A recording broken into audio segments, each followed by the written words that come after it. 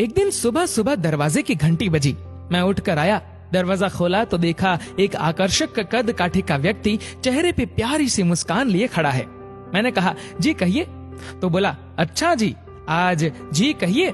रोज तो एक ही गुहार लगाते थे, प्रभु सुनिए, प्रभु सुनिए, आज जी कहिए। वाह। मैंने आंख मसलते हुए कहा, माफ कीजिए भाई साहब, मैंने पहचाना नहीं आपको। तो कहने लगे, भाई साहब नहीं, मैं वो हूँ जिसने तुम्हें साहब बनाया है। अरे ईश्वर हूँ, ईश्वर। तुम हमेशा कहते थे ना, नजर में बसे हो पर नजर नहीं आते। लो आ गया, अब आज पूरा दिन तुम्हारे साथ ही रहूंगा। मैंने चिढ़ते हुए कहा, ये क्या मजाक है? अरे मजाक नहीं है, सच है। सिर्फ तुम्हें ही नजर आऊंगा, तुम्हारे सिवा कोई देख या सुन नहीं पाएगा मुझे। कुछ कहता उसके पहले ही पीछे से माँ आ गई। ये अकेला खड़ा खड़ा क्या कर रहा है? यहाँ चाय तैयार है, चल आजा अंदर। अब उनकी बातों पे थोड़ा बहुत यकीन होने लगा था और मन में थोड़ा सा डर भी था। मैं जाकर सोफे पे बैठा ही था तो बगल में वो आकर बैठ गए। चाय आते ही जैसे ही पहला घूंट पिया, गुस्से से चिल्लाया, यार ये चीनी कम नहीं डाल सकते हो क्या आप? इतना कहते ही ध्यान आया, अगर ये सचमुच में ईश्वर है तो इन्हें कतई पसंद नहीं आएगा कोई अपनी माँ पे गुस्सा करे। अपने मन को शांत किया और समझा भी दिया कि भाई तुम नजर में हो आज, जरा ध्यान से। बस फिर मैं जहां जहां वो मेरे पीछे पीछे पूरे घर में।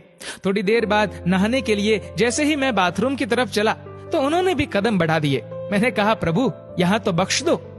खैर नहाकर तैयार होकर मैं पूजा घर में गया। यकीनन पहली बार तन्मयता से प्रभु को रिझाया, क्योंकि आज अपनी ईमानदारी जो साबित करनी थी। फिर ऑफिस के लिए घर से निकला, अपनी कार में बैठा तो देखा बगल वाली सीट पे महाशय पहले ही बैठे हुए हैं। सफर शुरू हुआ, तभी एक फोन आया और फोन उठाने ही वाला था कि ध्यान आया, तुम नजर में हो। कार को साइड में रोका, फोन पे बात की और बात करते करते कहने ही वाला था कि इस काम के ऊपर के पैसे लगेंगे, पर ये तो गलत था, पाप था, तो प्रभु के सामने कैसे कहता।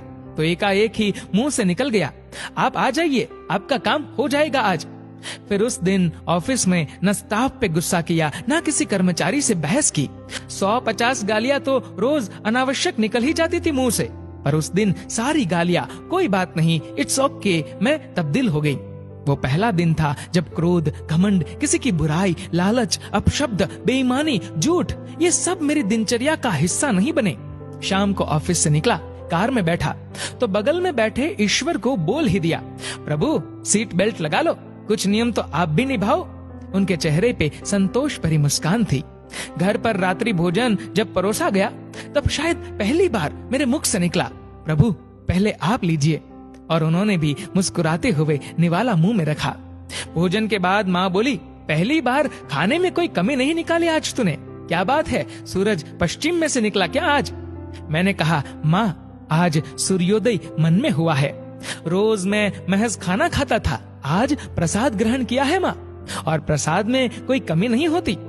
थोड़ी देर टहलने के बाद अपने कमरे में गया, शांत मन और शांत दिमाग के साथ तकिए पे अपना सिर रखा तो उन्होंने प्यार से सिर पे हाथ फिराया और कहा, आज तुम्हें नींद के लिए किसी संगीत, किसी दवा और किसी किताब के सहारे की जरूरत नहीं है। कुछ ही देर में मुझे गहरी नींद आ गई, लेकिन सिर्फ 5 मिनट हुए थे। गहरी नींद गालों पे थपकी से उठी। कब तक सोएगा, जाग जा अब, माँ की आवाज थी। सपना था शायद, हाँ सपना ही था, पर नींद से जगा गया। अब समझ आ गया उसका इशारा, तुम नजर में हो, जरा संभलना। दोस्तों, जिंदगी में जब भी कोई बुरा करने का विचार आए तो हमेशा याद रखना भगवान की कही ये एक बात कि जरा संभलना, तुम नजर में हो। दोस्तों,